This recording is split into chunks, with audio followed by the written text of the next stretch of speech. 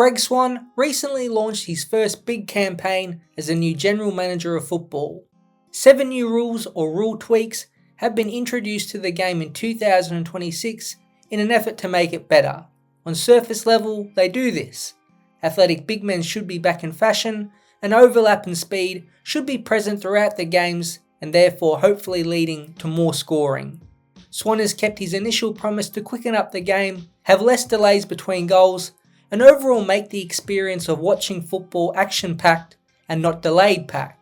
But it might come at an early cost in 2026 and will require the full application of everyone. We know the AFL has been strict on rules before a season starts and then let them go during the season and vice versa. Hopefully for everyone's sake, the rules are umpired to the letter of the law in 2026 and no more confusion can be a part of the game, unlikely as that may be. Let's start with the rule that is likely to cause the most confusion, shrugging in the tackle. The ability to roll the shoulder up and lower a player's body height has been utilised a lot in the past couple seasons and has been effective, not only in drawing high free kicks, but actually escaping tackles. The shrugging motion has been associated with the Hawthorn small forwards, including Nick Watson, Jack Ginnivan and Dylan Moore.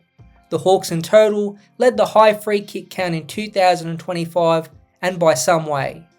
Jack Higgins, Will Ashcroft and even Nick Dacos are other players who have used the manoeuvre when getting tackled by opposition players.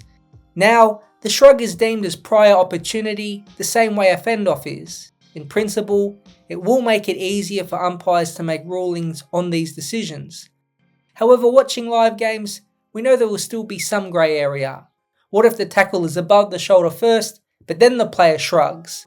The split second that happens will make it difficult for any umpires to make a call. Is the shrug different to a duck?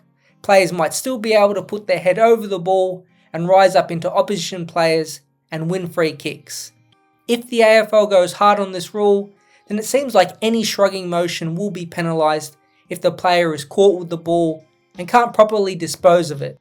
This will have a pretty big impact, especially in those crowded forward 50 stoppages where shrugging and lowering the body often draws free kicks. Perhaps the most significant change to the pace and ball movement aspect of the sport is a new tweak to the stand rule. The AFL directly writes, there will be a stronger enforcement of players being told to stand if they are inside the protected area. Now, if you are within 5 metres of a mark or a free kick when it is paid, deemed the protected area, you will be required to stand and can no longer reverse to being outside 5. Now there was initially some confusion in the wording of the tweak. The use of players instead of player when being told to stand still did make it seem all players caught in that 5 metre area would need to stand. The AFL did later clear this up to the ABC and ensured it would be just one player, I'm guessing the one nearest to the player with the ball, that would therefore need to stand. I'm sure we will see confusion, especially early on in the season with this, when multiple opposition players are in that 5 metre area. According to the AFL, 58% of players did not stand still when originally called, either shuffling back outside that 5 metre area or moving inside to the corridor to block the middle of the ground. This is essentially an ultra strict interpretation of the stand rule. The hope is it will allow for even more corridor ball movement and overlap, which is a big part of offensive ball movement in the modern game. Another rule that will affect the way the game is played is to do with the rucks. Getting rid of the centre bounce has now allowed a consistent straight ball up and therefore the return of jumping ruckmen. At all centre ball ups, competing rucks will now be unable to cross the centre line before engaging with their opposition ruck. This is born from a desire to see the jumping rucks return to the game. The data revealed by the AFL is stark in terms of the lack of jumping we are seeing at centre bounces. In 2025, just 21% of all centre bounces had at least one ruck jump, while in 2023, that number sat at 63%. Now this will help quite a few ruck and also hurt some others.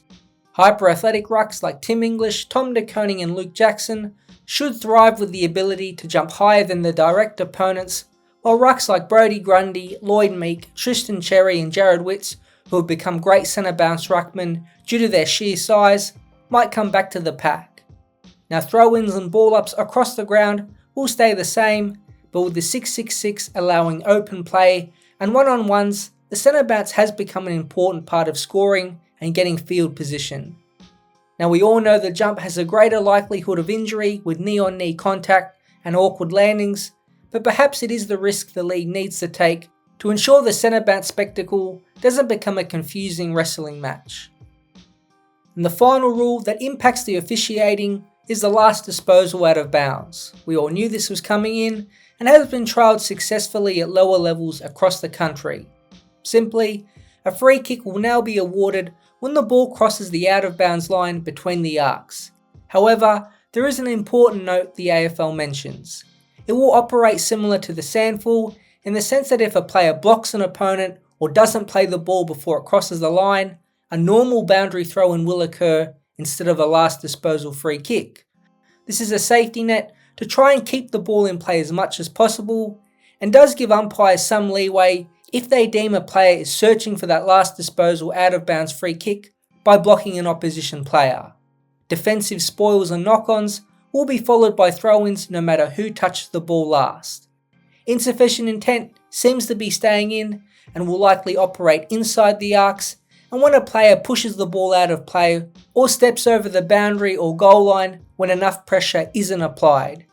The AFL's investigation revealed, quote, its adapted numbers showed boundary throw-ins would be reduced by 3 per game, while 0.3 current insufficient intent free kicks would be negated by a last disposal free kick.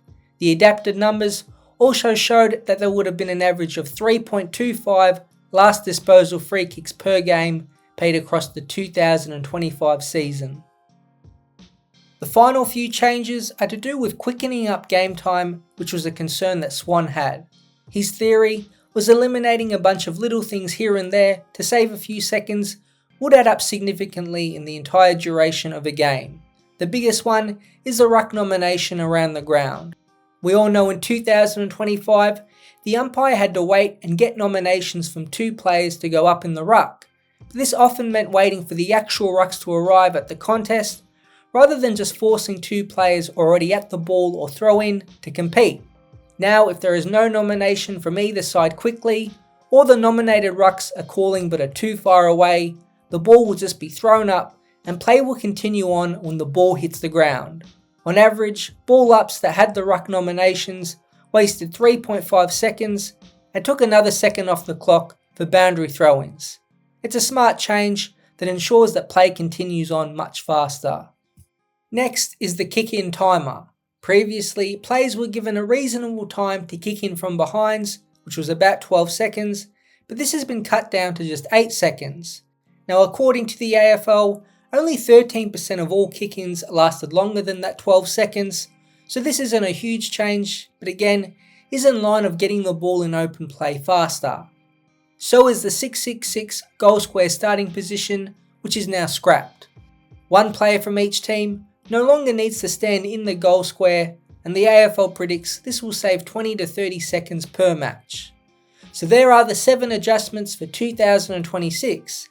Now rumours are already flying around about the new changes for 2027, but let's see how these ones go first. The shrugging free kick is the one to watch and will be the hardest to umpire, and the stand rule will be fascinating to see how strict the league is on it. The AFL has talked big game on similar rule changes before, only to let them go in season, so let's see what happens in 2026.